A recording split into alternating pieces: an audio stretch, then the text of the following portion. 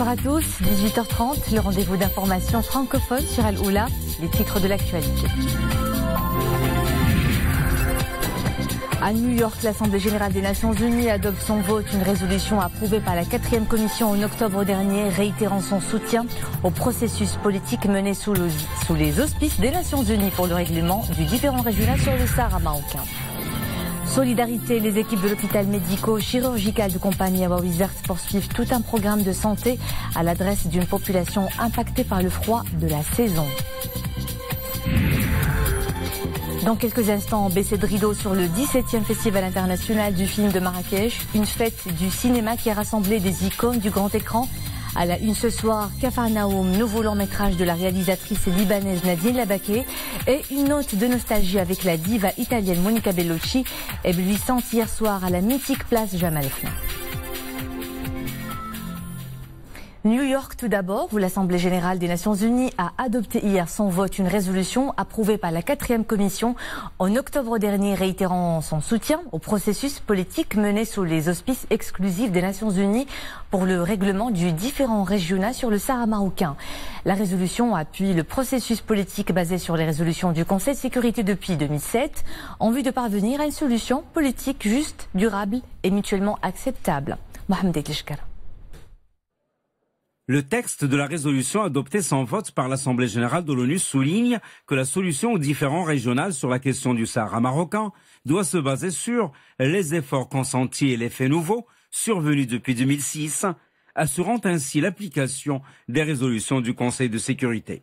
Et cette référence justement renvoie donc clairement directement à l'initiative marocaine d'autonomie, qui est le seul fait nouveau depuis 2006. Et elle enterre définitivement tous les plans désuets antérieurs à cette date. Le texte appuie d'ailleurs les résolutions du Conseil de sécurité depuis 2007, résolutions qui ont consacré la prééminence de l'initiative d'autonomie présentée par le Maroc, saluée par l'organe exécutif des Nations Unies et par l'ensemble de la communauté internationale comme étant une initiative sérieuse et crédible pour le règlement définitif de ce différend régional. La résolution soutient également les recommandations de la résolution 2414, adoptée le 27 avril de cette année par le Conseil de sécurité. La résolution 2414 appelle à faire des progrès dans la recherche d'une solution politique réaliste, pragmatique, durable à la question du Sahara marocain, une solution qui repose sur le compromis. L'adoption de cette résolution par l'Assemblée générale de l'ONU intervient un jour après la fin de la table ronde de Genève, qui a été marquée par la participation pour la première fois de l'Algérie en tant que partie principale au processus politique concernant le Sahara marocain et conformément à la résolution 2440 du Conseil de sécurité. Cette table ronde a également été marquée par la participation au sein de la délégation marocaine de représentants démocratiquement élus par les populations du Sahara marocain. Au sujet justement de la table ronde de Genève, l'Union européenne a exprimé sa disposition à contribuer aux mesures susceptibles de créer un climat positif dans le processus onusien sur la question du Sahara marocain. Dans une déclaration à Bruxelles, le porte-parole de l'UE souligne, et je le cite, la participation de toutes les délégations à la table ronde de Genève et l'annonce d'une deuxième réunion au premier trimestre 2019 montre que tous les participants se disent prêts à poursuivre leur engagement sous les auspices de l'ONU. L'élan humanitaire se poursuit dans les zones impactées par le froid et l'enclavement. Les hôpitaux médicaux, chirurgicaux de compagnie des forces armées royales continuent de prodiguer des prestations de santé à une population qui a des difficultés pour accéder aux soins en raison de l'enclavement et de l'éloignement des structures de santé. Une opération d'offre de soins de proximité est menée simultanément à Anfgou dans la province de Midelt et à Wawizert à Azilal sur haute instruction de Sa Majesté le roi Mohamed VI, chef suprême et chef d'état-major général des phares. Reportage à Wawizert, Nisri El-Hamdawi. Nous sommes à Wawizert, une ville de la province d'Azilal nichée en pleine montagne. Ici, le froid glacial met souvent à mal la santé des habitants de cette zone. L'hôpital militaire médico-chirurgical de campagne, installé sur place, apporte les soins nécessaires aux personnes les plus vulnérables en cette période hivernale. Des médecins militaires dans plusieurs spécialités sont ici mobilisés. À l'écoute des malades, ils s'activent pour les soulager et les rassurer en cas de besoin. tout en leur garantissant une prise en charge de qualité.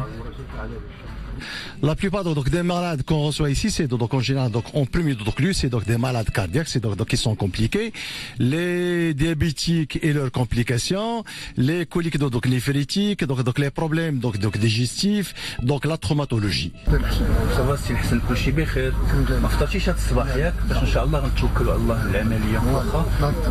Cet homme s'apprête à subir une opération de cataracte. Il semble serein, car il sait qu'il est entre de bonnes mains. L'hôpital médico-chirurgical dispose d'un bloc opératoire bien équipé pour effectuer de multiples actes chirurgicaux. Ce matin, nous sommes en train de réaliser une dizaine de cataractes sous anesthésie locale. Donc, depuis l'ouverture de cet hôpital, nous essayons de programmer chaque jour un certain nombre de malades, à savoir en chirurgie viscérale et en chirurgie ophtalmo ainsi qu'en chirurgie ORL. Au tout début, j'avais bénéficié d'une consultation ophtalmologique et aujourd'hui, me voilà opéré de cataracte. Tout s'est bien déroulé. L'opération s'est très bien déroulée. Je me porte très bien. Depuis la mise en place de cet hôpital de campagne le 27 novembre dernier, le nombre de consultations et d'interventions chirurgicales a augmenté de façon soutenue. En 10 jours d'activité, nous avons pu voir en consultation plus de 4800 patients avec une moyenne journalière de 500 patients.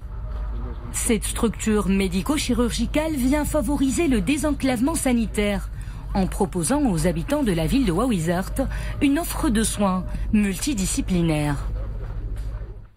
Après 3 jours d'intenses travaux, le 11e Forum mondial sur la migration et le développement clôt ses travaux à Marrakech.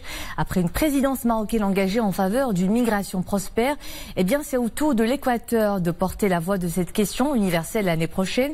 En attendant, la cité Hoc s'apprête à abriter un événement crucial la semaine prochaine, la signature du pacte mondial pour une migration sûre, régulière et ordonnée. Mounia Marouche.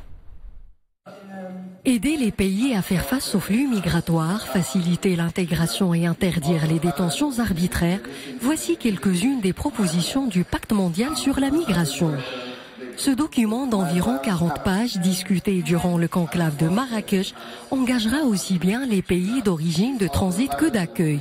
Mais il restera non contraignant. Surtout sur le point des transferts de fonds. Et donc nous avons présenté le nouveau programme avec la Commission européenne qui va bénéficier particulièrement dans ce cas l'Afrique.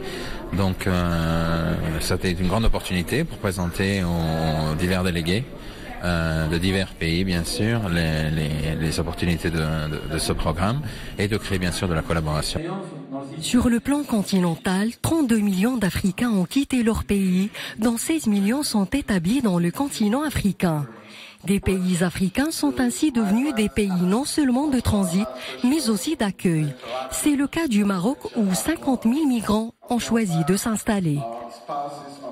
D'œuvres qui viennent de différents horizons enrichissent notre éducation. Donc, il est intéressant que cela se passe en Afrique, qui est le berceau de l'humanité, et que l'Afrique prenne une part conséquente. D'autant plus que la migration africaine est d'abord intra-africaine. Elle n'est pas en dehors du continent.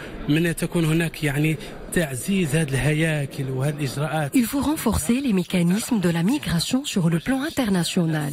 Le Maroc est pionnier dans ce domaine et la proposition royale de créer un observatoire africain pour la migration en est un exemple concret.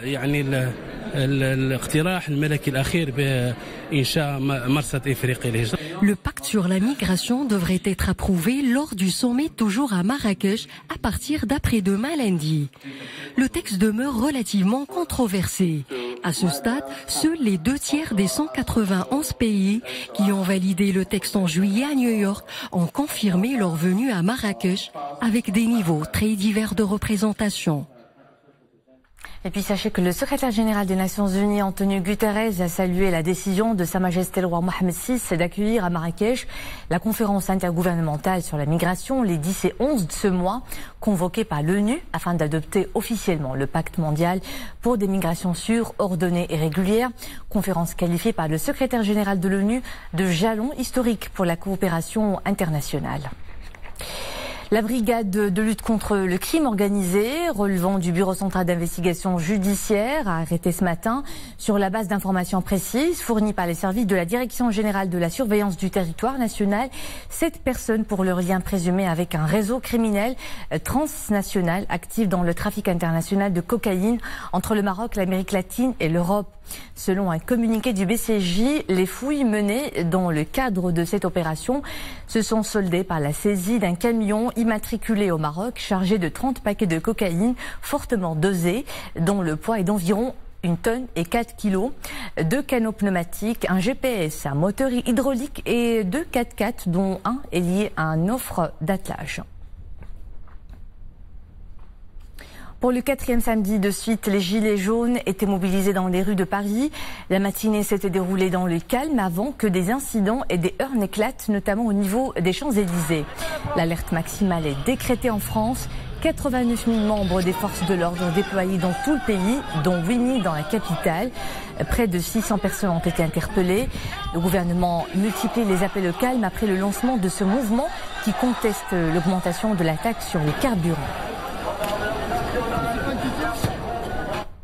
Le gouvernement yéménite menace de lancer une offensive sur le port stratégique de Hodeïda si les rebelles Houthis ne sont pas constructifs. C'est la position affichée par le gouvernement de Abdrabou Mansour Hadi au 2e jour des pourparlers sous l'égide de l'ONU pour ouvrir le dialogue. Les 2 délégations sont encore bien loin de trouver un terrain d'entente. Autre point de désaccord, l'aéroport de Sanaa. À ce jour, les rebelles contrôlent la capitale et son aéroport, mais le trafic est contrôlé par le gouvernement. Un accord au forceps trouvé au siège de l'OPEP à Vienne. Après 2 jours de réunion, les pays membres de l'organisation se sont entendus sur une baisse de production de 1,2 million de barils de pétrole par jour. Une décision très attendue qui doit permettre d'enrayer la baisse des cours du pétrole qui ont chuté de 30% depuis octobre.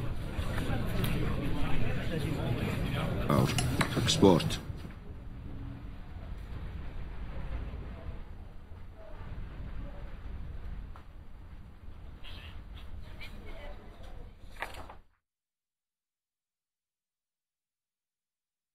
Très beau monde.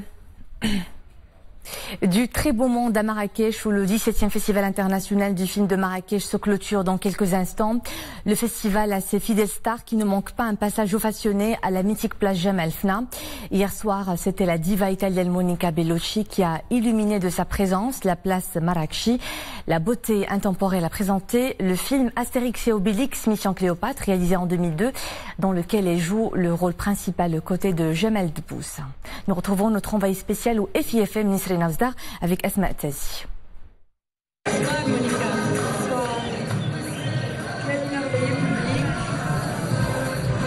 Bonsoir.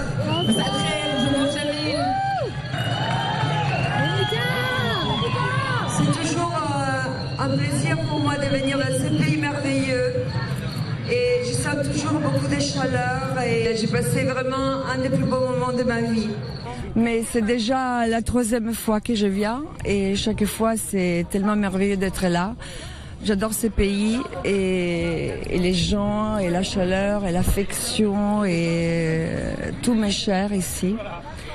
Peut-être c'est mon côté méditerranéen qui me lie énormément à cette terre. Et ce festival qui devient de plus en plus important et qui permet autant de films d'avoir un chemin vraiment international. C'est une possibilité où plein de cultures peuvent se rencontrer et de donner autant de films qui arrivent de plein de pays différents, d'avoir un chemin que c'est la reconnaissance et donner à tant d'artistes, réalisateurs, acteurs la possibilité d'être connus et que leur chemin puisse continuer. Il a fait couler beaucoup d'encre pour avoir touché un sujet social tabou et sensible. Capharnaüm, 3e long métrage de la réalisatrice libanaise Nadine Labaké, est projeté au Festival du cinéma de Marrakech. La trame bouleversante est portée par un enfant, Zayn, enfant de la rue de 12 ans. Émouvant aux larmes, le film se veut un plaidoyer contre l'enfance maltraitée. Le drame a déjà été primé au Festival de Cannes, prix du jury. Notre envoyé spécial au FIFM Nisrine Avzdar a rencontré la cinéaste radieuse et comblée.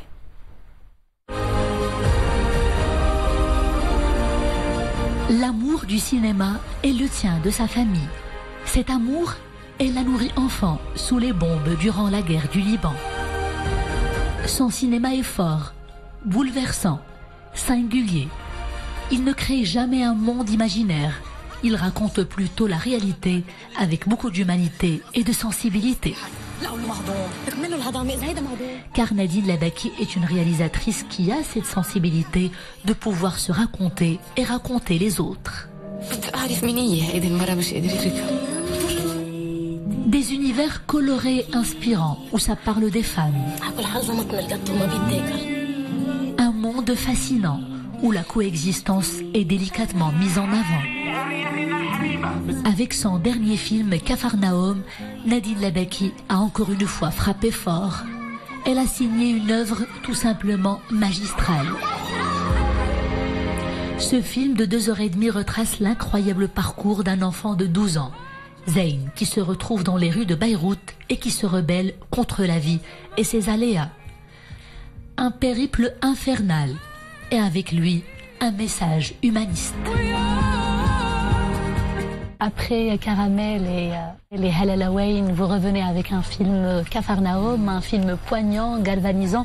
Hier, malheureusement, pendant la projection matinale, vous n'étiez pas là, mais c'est toute la salle qui a été émue. Hier, moi, personnellement, j'ai vu un public de tous les âges.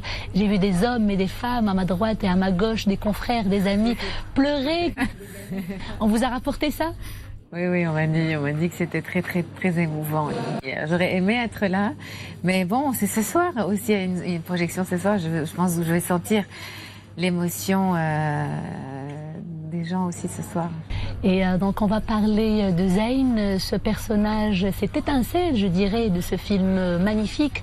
Zayn qui est plein d'entrain et d'empathie malgré la misère qui l'entoure et malgré sa forte indignation contre cette misère, tout comme l'Éthiopienne, la magnifique Éthiopienne qui nous a touchés. Zayn est, vous l'avez repéré dans la rue.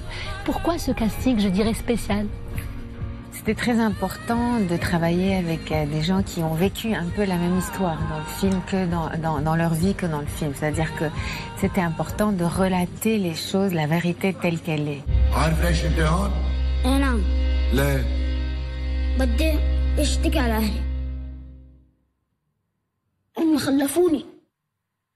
Ce n'est pas la première fois que vous avez recours à cette démarche.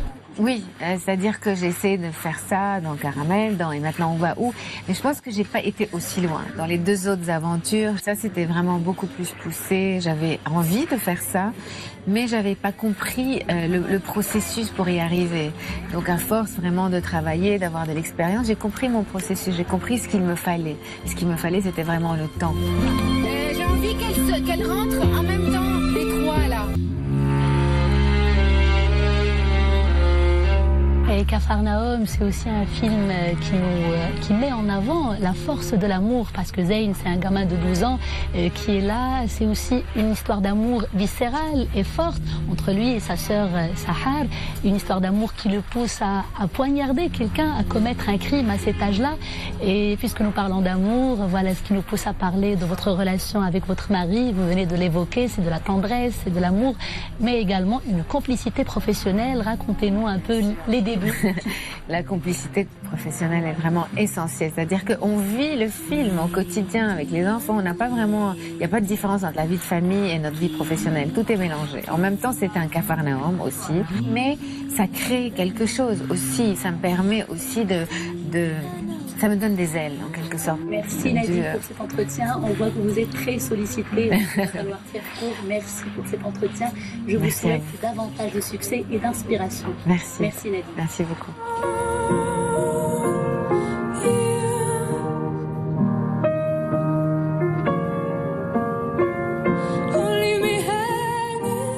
Et dans quelques instants, on connaîtra les grands gagnants de cette grand-messe du cinéma. Voilà, c'était le clap de fin de cette édition. Merci à vous de nous suivre. L'info de retour à 20h30 en compagnie de Mariam Laoufir. Très bon week-end à tous.